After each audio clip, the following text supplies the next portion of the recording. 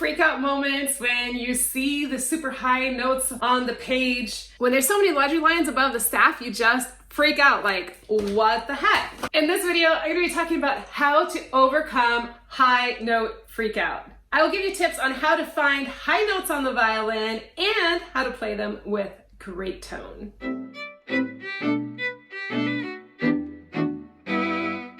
If you're new here, I'm violinist Heather Kaye, giving you violin technique and tone tips every Wednesday at 8 a.m. CST. I'm going to give you step-by-step training on how to figure out these high notes on the violin and play them with good tone.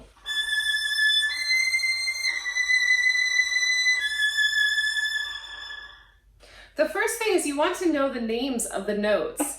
So count your ledger lines above the staff in order to know the name of the note. If you don't know the name of the note, you're not going to know if you're playing it in tune or not. So the note that was called for in this violin solo composition is A in 9th position. So I know it's A, and the second step is you want to know what position it is in. So I'm playing this A with second finger, which means it's in 9th position. My first finger is on G, and I can check that with open G. You can always go an octave below and play an octave below, get that in your ear, so you can find that and hear very cleanly your G, your high G. Step number 1, know your note name. Step number 2, know the position that you're playing in.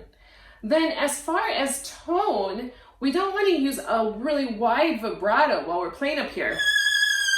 Because when we play with a wide vibrato, it really changes the pitch. When we play up higher on the violin, the intervals get smaller, smaller, and smaller. So if you play with a wide vibrato, you're actually changing the pitch of that tone. So we want to keep it very pure. So I would play without vibrato and make sure it's super in tune. Then when you add vibrato, keep it very narrow. Very tiny.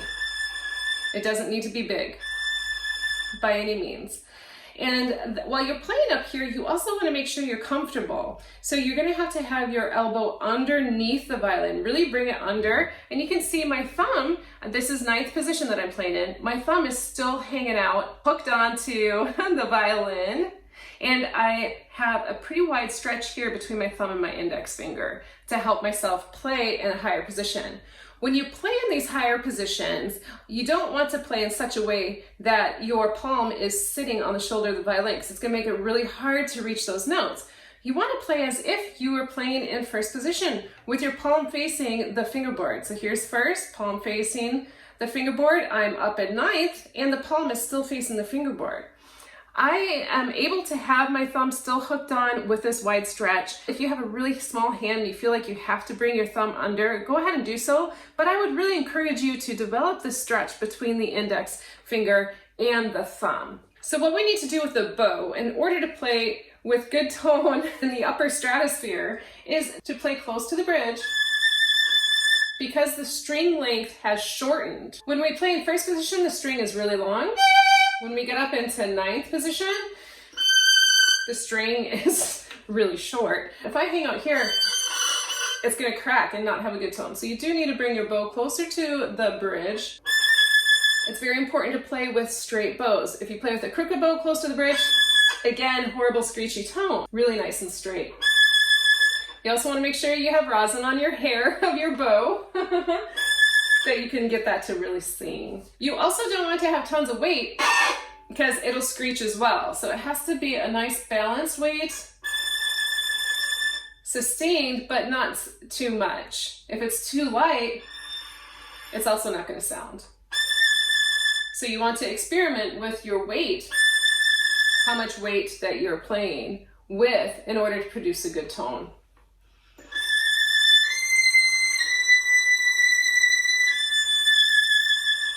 Then my final tip for you is to allow your fingers to push the other finger out of the way. For example, here the C to B is a half step and it's really, really close.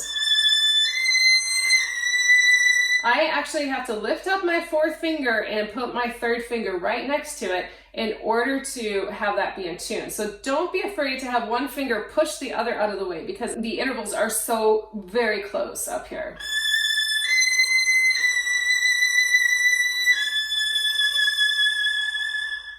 And those are my tips for you on how to find high notes on the violin and play them with good tone. If you like this video, definitely give it a thumbs up and share it with your violinist friends.